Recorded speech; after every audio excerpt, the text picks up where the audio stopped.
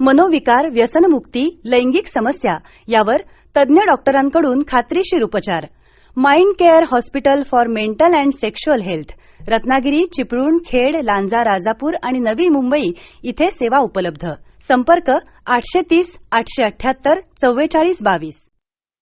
नमस्कार श्रोतेहो, आरोग्यम धनसंपदा या कार्यक्रमात आपलं स्वागत आहे. श्रोतेहो, आजकाल आपण बघतो की आपल्यावरती अनेक प्रकारचे ताणतणाव असतात आणि यामधून अनेक मानसिक आजार साहजिकच उद्भवत असतात. तर उदासीनता हा जो एक मानसिक आजार आहे त्याविषयी आज आपण माहिती करून घेणार आहोत आणि त्याविषयी बोलण्यासाठी आपल्या इथे मानसोपचार तज्ज्ञ डॉक्टर अतुल ढगे आलेले आहेत. नमस्कार डॉक्टर. नमस्कार. आजकाल आपण बघतो की उदासीनता म्हणजेच जे नैराश्य आहे ते खूप मोठ्या प्रमाणात लोकांमध्ये दिसून येतं.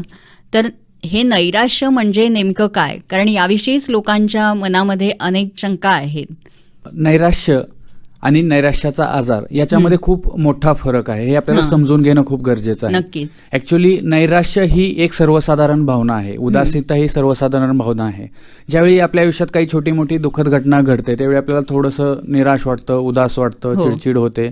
परंतु हे ठराविक कालावधीसाठी असताना थोड्या दिवसांनी ते कमी होतं. बरोबर. परंतु ज्यावेळेस हा नैराश्याचा आजार आपण म्हणतो त्यावेळी ही जी लक्षणं असतात ती खूप दिवस टिकतात आणि काही केले ते कमी होत नाहीत. म्हणजे साधारणतः जर ही लक्षणं जर 2 आठवड्यापेक्षा जास्त काळ टिकत असतील तरच त्याला आपण नैराश्याचा आजार असं म्हणतो. आणि त्याच्यामध्ये विविध प्रकारची लक्षणं असतात हे आपल्याला समजून घेणं महत्वाचं आहे. फक्त उदास वाटणं किंवा निराश वाटणं हेच त्याचं एक लक्षण नाही, तर चिडचिडपणा प्रत्येक वेळी व्यक्ती सांगेलच असं नाही की मला उदास वाटतंय, निराश वाटतंय. तर चिडचिडेपणा हे सुद्धा एक नैराश्याचं लक्षण असू शकतं. ज्याची चिडचिड होते किंवा ज्या नातेवाईकाला वाटतं की तो चिडचिड करतोय तर त्याला नैराश्य असू शकतं, हे आपल्याला थोडंसं विचार करणं गरजेचं आहे. नक्कीच. आता तुम्ही म्हणालात की चिडचिडेपणा, पण अनेक कारणांनी माणसाची चिडचिड होत असते. ती थोड्याफार प्रमाणात तात्कालिक असते, पण ही चिडचिड जेव्हा दीर्घकाल सातत्याने होत राहते तेव्हा तुम्ही म्हणालात तसं की त्याला डिप्रेशन आलंय असं आपण म्हणू शकतो. तर अजून कोणती कोणती लक्षणं याची आहेत डिप्रेशनची? मी जसं म्हटलं की सर्वात महत्त्वाचं जे लक्षण आहे ते म्हणजे मनामध्ये उदास किंवा निराश वाटणं किंवा चिडचिड होणं, या दोन्हीपैकी एक असू शकतं. त्याच्यानंतर झोप न लागणं किंवा अति झोप लागणं, भूक न लागणं, वजन कमी होणं किंवा भूक जास्त लागणे आणि वजन वाढणे. त्यासोबतच कुठल्याही कामामध्ये लक्ष न लागणं, कुठलीही गोष्ट करावीशी न वाटणं.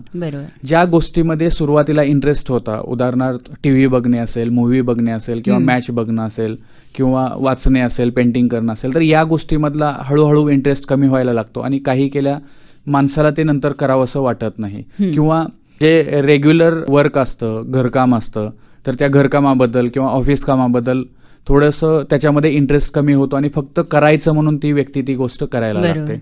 त्यासोबतच सगळ्यात महत्त्वाचं जे लक्षण आहे किंवा तीव्र स्वरूपाचं जे नैराश्य असतं ते कसं ओळखावं, तर त्याच्यामध्ये आत्महत्येचे विचार ही एक खूप मोठी गोष्ट आहे. की एखादी व्यक्ती जर आत्महत्येबद्दल बोलत असेल, मृत्यूबद्दल बोलत असेल किंवा आत्महत्येचा प्रयत्न करत असेल किंवा सतत निगेटिव्ह विचार करत असेल की माझा जगून काय फायदा आहे, माझं पुढे काही चांगलं होणार नाही किंवा कोणी मला मदत करू शकणार नाही, तर ही जी आयडिया ऑफ होपलेसनेस, हेल्पलेसनेस आणि वर्थलेसनेस असतं आणि त्याच्यामुळे मरणाचे विचार येतात. तर हे खूप मोठं लक्षण आहे की त्याला नैराश्य आलेलं आणि ते तीव्र स्वरूपाचं नैराश्य आहे. बरोबर. म्हणजे एखादी व्यक्ती सातत्याने आत्महत्येविषयी बोलत असेल तर हे समजणं खूप गरजेचं आहे की ती जास्त डिप्रेशनमध्ये आहे. बरोबर. हा जो मानसिक आजार आहे तो कुणाला होऊ शकतो आणि त्याची नेमकी कारणं काय आहेत? नैराश्याचा आजार हा कोणालाही होऊ शकतो. लहान मुलांपासून ते वृद्धांपर्यंत कुठल्याही वयोगटामध्ये किंवा स्त्री असो किंवा पुरुष कोणालाही आजार होऊ शकतो. त्यासोबतच तो कुठल्या आर्थिक स्तरावरती आहे, म्हणजे गरीब लोकांमध्ये आणि श्रीमंत लोकांमध्ये किंवा कुठल्याही जाती धर्मामध्ये कुठलाही मनुष्याला हा आजार होऊ शकतो. त्याची वेगवेगळी कारणं आहेत. त्याचा जर आपण वर्गवारी करायची म्हटलं तर त्याची जैविक कारणं असतात, त्याची मानसिक कारणे असतात आणि त्याची सामाजिक कारणे असतात. जैविक कारणामध्ये मुख्यतः मेंदूमधील जे काही बदल असतात किंवा त्याच्या केमिकलमध्ये जे बदल असतात त्याच्यामध्ये प्रामुख्याने सिरोटोनिन आणि डोपामिन या केमिकलमध्ये बदल झालेला असतो. सिरोटोनिन नावाचं केमिकल कमी झालेलं असतं. ॲड्रेनालिन, नॉर ॲड्रेनालिन किंवा इपिनेफ्रिन, नॉर इपिनेफ्रिन हे केमिकल कमी झालेलं असतं, ज्याला आपण केमिकल लोचा असं म्हणतो. त्यासोबतच हे अनुवंशिक सुद्धा असू शकतं. म्हणजे एकाच घरामध्ये पिढ्यानपिढ्या किंवा त्या घरामध्ये जास्तीत जास्त डिप्रेशन यायचे चान्सेस असू शकतात किंवा सुसाईडचं सुद्धा प्रमाण आपल्याला ते तसं दिसू शकतं. मानसिक कारणामध्ये वयोगटानुसार वेगवेगळी कारणे असतात. मुलांच्या मध्ये जर वयोगटात आपण पाहिलं तर अभ्यासाचा तणाव असेल किंवा घरांमधील परिस्थिती असेल तर यामुळे तो नैराश्य येऊ शकतं. जे अडल्ट्स आहेत किंवा आपण तरुण आहेत त्या तरुणांमध्ये कामाचा तणाव असेल किंवा त्यांना काम नसेल, नोकरी नसेल, लग्नामधील जो दोघांमधील वादविवाद असतील कुटुंबातील किंवा अजून कुटुंबातील काही अनेक विविध प्रकारचे तणाव असतील तर अशा कारणामुळे म्हणजे मानसिक जो ताणतणाव असतो त्याच्यामुळे हे नैराश्य येऊ शकतं. त्यासोबतच ज्यावेळी कुठला मोठा मानसिक आघात होतो म्हणजे जवळच्याचा मृत्यू असेल किंवा ॲक्सिडेंट असेल किंवा आपलं एखादा कळालेला मोठा आजार असेल तर अशा वेळी त्या मानसिक तणावामुळे किंवा मानसिक धक्क्यामुळे नैराश्य येऊ शकतं. नक्कीच. त्यासोबतच विविध सामाजिक कारणेही आहेत. समाजामधील त्याचं स्थान काय आहे किंवा विविध सामाजिक याच्या कारणांमुळे डायव्होर्स असेल किंवा अजून कुठलं कारण असेल तर त्या सामाजिक कारणामुळे सुद्धा नैराश्य येऊ शकतं. डॉक्टर, आत्ताची जी बदलती परिस्थिती आहे किंवा सोशल नेटवर्कचा जो वापर आहे तेही एक कारण कुठेतरी डिप्रेशनसाठी होऊ शकतं का? तुम्हाला काय वाटतं? हो, बरोबर आहे. कारण याच्यावरती एक सध्या रिसर्चही झालेला आहे. जी व्यक्ती जास्त वेळ सोशल वेबसाईट्सवरती असते किंवा या सोशल नेटवर्कचा वापर करते त्यांच्यामध्ये डिप्रेशनचं प्रमाण अधिक असल्याचं आढळून आलंय.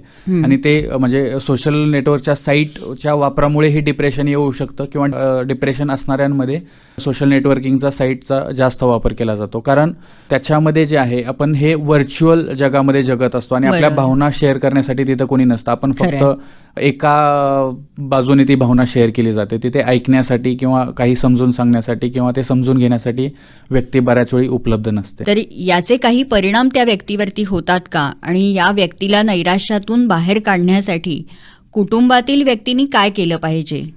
हो, नक्कीच. याचे मानसिक आणि शारीरिक दोन्हीही लेवलवरती हे परिणाम होत असतात. मुख्यतः आपण जर शारीरिक विचार केलं तर शारीरिकमध्ये त्याचा पूर्ण शरीरावरती परिणाम होत असतो. पोटाचे आजार त्यामुळे उद्भवतात. डायबिटीस असेल, हायपरटेन्शन असेल तर ते आजार बळवतात किंवा नसणाऱ्यांना ते आजार व्हायचे चान्सेस वाढतात किंवा शरीराच्या प्रत्येक भागावरती त्याचा हा इफेक्ट होत असतो. दुसरं जे आहे ते मनावरती जे आपण बोललो तर ते व्यक्ती सतत निगेटिव्ह विचारामध्ये राहते. त्याला काहीही करायची इच्छा राहत नाही आणि प्रत्यक्ष जी लाईफ आहे त्याच्यामध्ये ती कुठल्याही भागामध्ये ती सुखी राहू शकत नाही. वैयक्तिक जीवन असेल, कौटुंबिक जीवन असेल किंवा सामाजिक जीवन असेल तर त्या तिन्ही या भागावरती त्याचा खूप वाईट परिणाम होतो. आणि सगळ्यात शेवटची एक्स्ट्रीम स्टेज म्हणजे सुसाईड. ज्यावेळी व्यक्ती आत्महत्या करते किंवा आत्महत्येचा प्रयत्न करते तर त्यावेळी ती व्यक्ती पूर्णपणे म्हणजे संपलेली असते किंवा त्याला असं वाटत असतं की आपलं आयुष्य संपलेलं आहे. अगदी टोकाची भूमिका यामध्ये व्यक्ती घेतात. बरोबर आहे. आणि ती स्टेप अशी आहे की कदाचित त्या आत्महत्यामध्ये तो सक्सेसफुल झाला तर त्याचं आयुष्य परत कधीही त्याला मिळणार नाहीये. पण असं जेव्हा एखाद्या व्यक्तीमध्ये लक्षणं दिसून येतात तेव्हा त्याला डॉक्टरांकडे नेणं ही त्याच्या घरच्यांची जबाबदारी असते. अशावेळी घरच्यांनी काय केलं पाहिजे त्याला डॉक्टरकडे नेण्यासाठी किंवा त्याला या नैराश्यातून बाहेर काढण्यासाठी? सगळ्यात महत्वाचं जे आहे की त्या व्यक्तीला नैराश्य येतंय हे समजून घेणं खूप गरजेचं आहे. आणि त्यासाठी महत्वाचं आहे ते आपल्याला ही लक्षणं माहीत असणं. त्यामुळे आजकाल प्रत्येक व्यक्तीने नैराश्याची लक्षणं काय आहेत हे समजून घेणं खूप महत्वाचं आहे. बरोबर. जर आपल्याला ते माहीत असतील तरच आपण पुढचे पावलं उचलू शकतो किंवा ते ओळखू शकतो. त्यानंतर दुसरी जी स्टेप आहे म्हणजे त्याच्याशी बोलणं, त्याला बोलण्यासाठी भाग पाडणं किंवा त्याच्या मनामध्ये नेमकं काय चालू आहे किंवा कुठला त्रास आहे हे त्याच्याकडून त्याला बोलतं करणं, ते त्याच्याकडून काढून घेणं. तिसरी स्टेप जी आहे ते त्याला डॉक्टरांकडे नेण्यासाठी प्रोत्साहित करणं की हा मानसिक आजार आहे, याच्यासाठी औषधोपचार उपलब्ध आहेत आणि जर असंच आपण राहिलो तर त्याचा त्रास होत राहणार आहे, त्यापेक्षा औषधोपचार घेऊन बरं होऊयात हे त्याला पटवणं. आणि सगळ्यात महत्त्वाचं आहे ते म्हणजे तो औषधोपचार पूर्ण करणं. कारण बऱ्याच वेळी असं होतं की पेशंटला ते घेऊन जातात आणि तो बरा होतो आणि मग 1-2 महिन्यामध्येच औषधोपचार बंद केले जातात. सो सगळ्यात महत्त्वाचं जे त्यानंतरचं आहे ते म्हणजे औषधोपचार पूर्ण व्यवस्थितपणे कंप्लीट करणं. त्याला डॉक्टरांकडे न्यायला घरातल्यांनी प्रवृत्त केलं पाहिजे. बरोबर. आणि त्याच्या ट्रीटमेंटमध्ये सातत्य कसं राहील हे देखील घरच्यांनी पाहिलं पाहिजे. आणि महत्वाची गोष्ट म्हणजे घरातल्या व्यक्तींमध्ये असलेला मोकळा संवाद. बरोबर आहे. संवाद आणि समजून घेणं आणि त्या दृष्टीने त्याला म्हणजे प्रोत्साहित करणं. हे झालं घरातल्या व्यक्तींविषयी. पण ज्या व्यक्तीला डिप्रेशन आलेलं आहे, नैराश्य आलेलं आहे त्या व्यक्तीने नेमकं काय केलं पाहिजे? सगळ्यात महत्त्वाचं आहे ते म्हणजे त्याने आपल्या जवळच्या व्यक्तीशी कोणाशी तरी व्यक्त होणं, की आपल्याला त्रास होतोय हे कोणाला तरी सांगणं खूप महत्त्वाचं आहे. आपल्याकडे असं आहे की पुरुषाने रडू नये, ही जी भावना आहे किंवा हा जो विचार आहे, त्यामुळे बरेच पुरुष ही गोष्ट सांगत नाहीत. किंवा स्त्रियांचं असं असतं की हे जे नैराश्य आहे ते शारीरिक लक्षणातून ते बाहेर काढतात. तर हे न होता प्रत्यक्षपणे मला हा त्रास होतो हे सांगणं खूप गरजेचं आहे. आणि नातेवाईकांना घेऊन डॉक्टरांकडे जाणं हे खूप गरजेचं आहे. कारण बऱ्याच वेळी मनोविकार तज्ज्ञाकडे जायचं म्हटलं की लोकांना थोडंसं तो स्टिग्मा वाटतो आणि त्यामुळे जायचं टाळतात. त्या स्टिग्मापेक्षा आपलं आयुष्य महत्वाचं आहे आणि त्या आयुष्याची क्वालिटी महत्वाची आहे, हे खूप महत्वाचं आहे. डॉक्टर, आता याच्यावरती नेमके उपचार काय केले पाहिजेत? याच्यामध्ये वेगवेगळ्या प्रकारचे उपचार असतात. सर्वात महत्वाचा जो आहे तो म्हणजे औषधोपचार, त्यानंतर असतो मानसोपचार आणि त्यानंतर शेवटी रिहॅबिलिटेशन.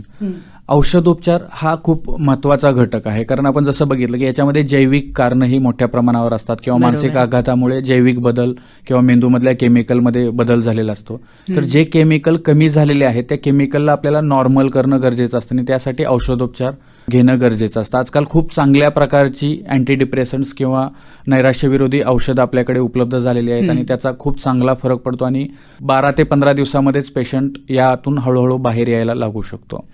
त्यानंतर त्यासोबत आहे तो मानसोपचार. या मानसोपचारमध्ये फक्त काउन्सिलिंग हा भाग येत नाही, तर त्याच्यामध्ये वेगवेगळ्या प्रकारच्या थेरपीज असतात. विवेकनिष्ठ उपचार पद्धती असते किंवा कॉग्निटिव्ह बिहेवियरल थेरपी म्हणून एक प्रकार असतो. तर अशा वेगवेगळ्या प्रकारच्या मानसोपचार पद्धती यामध्ये उपलब्ध असतात.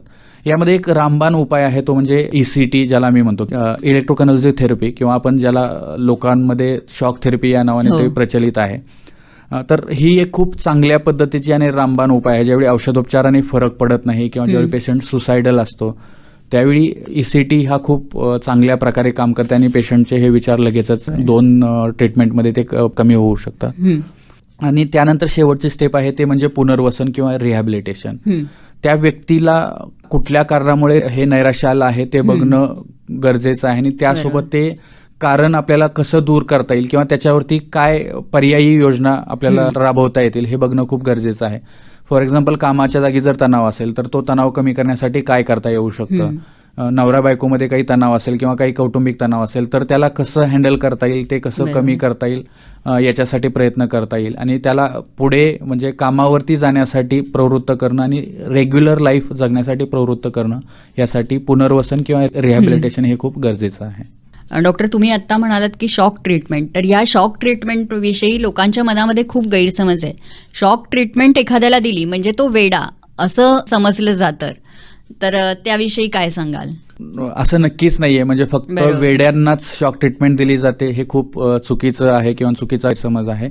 असं नसतं. कुठल्याही मानसिक आजारामध्ये शॉक ट्रीटमेंट, जसं बाकीच्या आजारामध्ये सर्जरीमध्ये ऑपरेशन करणं हा एक जसा पर्याय असतो की ज्यावेळी गोळ्या औषधांनी फरक पडत नाही, जास्त त्रास असतो, तसंच या मानसिक आजाराच्या क्षेत्रामध्ये ECT हा एक रामबाण उपाय आहे की जर औषधोपचार काम करत नसतील, पेशंटला जास्त त्रास होत असेल किंवा तो दुसऱ्यांना इतरांना त्रास करत असेल तर अशा वेळी शॉक ट्रीटमेंट देऊन त्या पेशंटला लगेचच कंट्रोल करता येऊ शकतं किंवा तो आजार कंट्रोलमध्ये येऊ शकतो. हे शॉक ट्रीटमेंट दिली म्हणजे तो माणूस वेडा आहे असं नक्कीच होत नाही, असं नक्कीच नाही. आपल्याकडे हा एक फार मोठा गैरसमज आहे. बरोबर आहे. त्यासोबत आणखी एक गैरसमज की हा खूप मोठ्या प्रकारचा करंट असतो, पेशंट उडतो वगैरे, तर असं काही नाही. हे मूवीमध्ये चुकीच्या पद्धतीने दाखवलं जातं. तो मिली अँपियर मध्ये करंट असतो, जसं मोबाईलच्या चार्जिंगचा करंट असतो आणि तो खूप सौम्य प्रकारचा असतो आणि तो विथ कंट्रोल तो सगळं केलेलं असतं. त्यामुळे असा मोठा साईड इफेक्ट किंवा विसरणं वगैरे असा काही आजार त्यामुळे होत नाही. डॉक्टर, असे अजूनही गैरसमज लोकांमध्ये आहेत की ज्यामुळे लोक हे मानायला तयार नसतात की हा आपल्याला मानसिक आजार झालेला आहे, तर याविषयी काय सांगाल? म्हणजे त्यांची अशी ठाम समजूत आहे लोकांची की मानसोपचार तज्ज्ञाकडे जायचं किंवा त्याविषयीची ट्रीटमेंट घ्यायची म्हणजे आपण वेडे झालेलो आहोत. बरोबर आहे. हा एक खूप मोठा गैरसमज लोकांमध्ये आहे की आपल्याला जर मानसोपचार तज्ज्ञाकडे जावं लागलं तर तो आपण वेडे आहोत किंवा लोक आपल्याला वेडे म्हणतील. तर असं नाहीये की फक्त 15% मानसिक आजार असे आहेत ज्याच्यामध्ये वेडसरपणाची लक्षणं असतात किंवा तो वेडसरपणाचा भाग असतो. बाकी 85% जर आपण बघितलं त्याच्यामध्ये नैराश्य असेल, भीती असेल, काळजी असेल किंवा काळजीचे आजार असतील किंवा आणखी वेगवेगळ्या प्रकारच्या लहान मुलामधील बौद्धिक समस्या असतील, तर अशा वेगवेगळ्या प्रकारचे आजार आहेत ज्याचा मानसिक आजारामध्ये समावेश होतो. त्याच्यामुळे मानसोपचार तज्ज्ञ हा 85% ह्या भागावरती पण काम करत असतो. फक्त बरोबर. ह्या 15% त्याला वेड्यांचा डॉक्टर म्हणणं किंवा हो. त्यामुळे त्यांना टाळणं हे खूप चुकीचं आहे. आणि असं म्हटलं जातं की या आजारावरती काही औषधोपचारांची गरज नाही, ठराविक काळाने हा आजार बरा होईल, असंही एक गैरसमज लोकांमध्ये दिसून येतो. जास्त करून ग्रामीण भागामध्ये या गोष्टी जास्त प्रमाणात दिसून येतात. बरोबर आहे. मुख्यतः जर मानसिक तणाव असेल तर अशा वेळी तर हा खूप मोठं हे होतं की तो मानसिक तणाव आहे, तो तणाव कमी झाला की उदासपणा कमी होईल आणि त्याला औषधोपचाराची गरज नाही असं आपल्याला बरोबर. वाटतं. पण हे चुकीचं आहे, कारण ते नैराश्य कुठल्या लेवलचं आहे हे आपल्याला ओळखणं खूप गरजेचं आहे. बरोबर. सौम्य प्रकारचं असेल तर कदाचित आपण ते थोडंसं बोलून काउन्सिलिंग करून ते कमी होऊ शकतं. पण जर मध्यम स्वरूपाचं किंवा तीव्र स्वरूपाचं जर नैराश्य असेल तर त्यामध्ये मात्र औषधोपचार करणं हे खूप गरजेचं असतं. कारण आपण जसं बघितलं कारणामध्ये की याच्यामध्ये मेंदूमध्येही खूप मोठा बदल झालेला असतो किंवा केमिकल्समध्ये खूप मोठा बदल झालेला असतो आणि ते केमिकल नॉर्मल करणं हे औषधोपचारानेच पॉसिबल होऊ शकतं. बरोबर. काही वेळा आपण बघतो की एखाद्याला डिप्रेशन आलेलं आहे, पण त्याच्या घरातल्या व्यक्ती किंवा ती व्यक्ती स्वतः नाहीच करणार हे ऍक्सेप्ट, कारण तिला ते कळतच नसतं, पण घरातल्या व्यक्ती सुद्धा ते ऍक्सेप्ट करायला तयार नसतात. तर अशा वेळी काय सांगाल? ऍक्च्युली याच्यामध्ये स्टिग्मा हा एक मोठा भाग आहे की हे कमकुवतपणाचे लक्षण आहे. हे पुरुषांमध्ये किंवा घरच्यांमध्येही खूप मोठ्या प्रमाणामध्ये असतं की नैराश्य येणं हे कमकुवतपणाचे लक्षण आहे.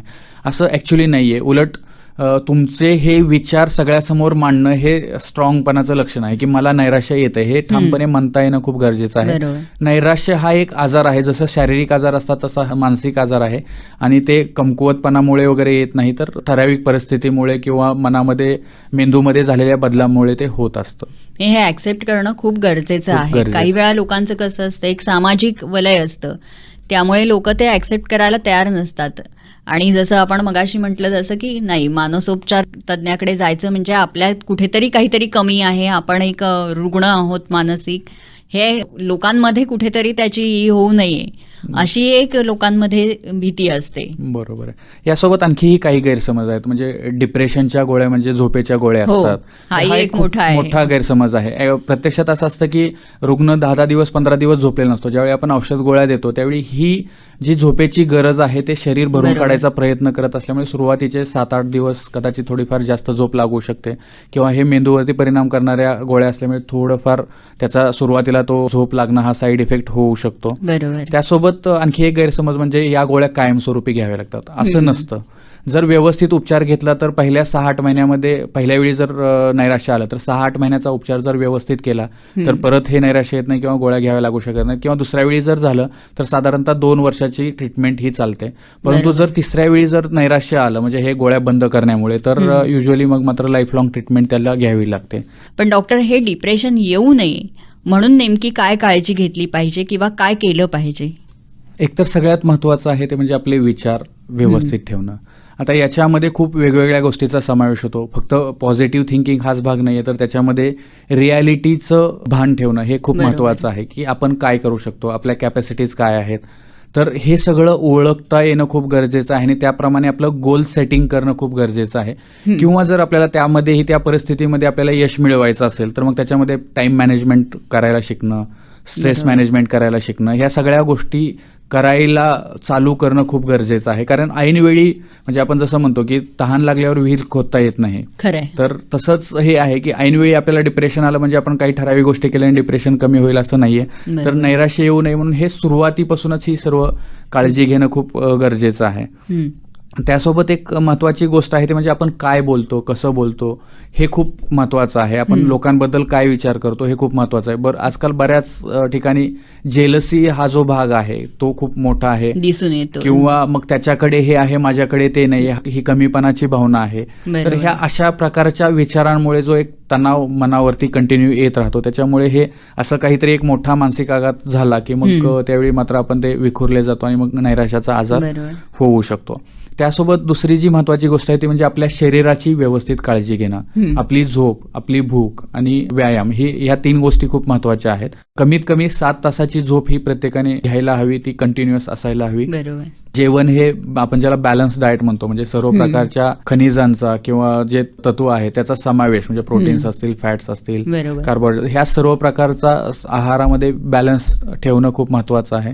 आणि सगळ्यात महत्वाचं आहे ते एक्सरसाइज.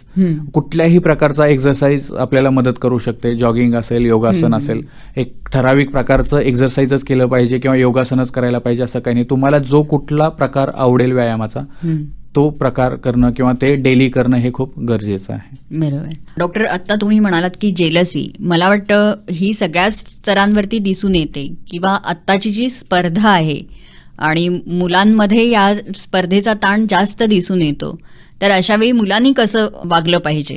याच्यामध्ये मुख्यतः एक लक्षात ठेवणं गरजेचं आहे की आपण मुलांना किंवा मुलांनी स्वतः किंवा व्यक्तीने स्वतःही सक्सेसफुल होण्यापेक्षा आनंदी कसं राहावं बरोबर. हे शिकणं खूप गरजेचं आहे. म्हणजे नक्कीच. सक्सेसफुल झाला म्हणजे तो आनंदी राहील असं नाही, तर सक्सेसफुल नसताना सुद्धा किंवा कमी सक्सेस भेटला असताना सुद्धा माणूस आनंदी राहू शकतो आणि ते जास्त महत्वाचं आहे.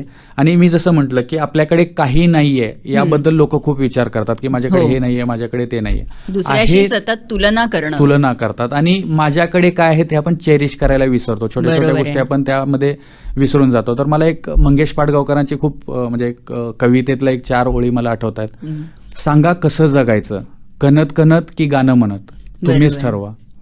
म्हणजे पेला अर्धा भरलेला आहे की अर्धा रिकामा आहे याचा विचार प्रत्येकाने केला पाहिजे. बरोबर आहे. ते त्याचं पुढचंच आहे. त्याच्यामध्ये हो. आणखीही एक छान ओळ आहे की जेव्हा अंधारामध्ये काही दिसत नसतं, दिवा घेऊन कोणीतरी आपल्यासाठी उभं असतं, तेव्हा खरंय. अंधारात कुडायचं की प्रकाशात उडायचं ते तुम्हीच ठरवा.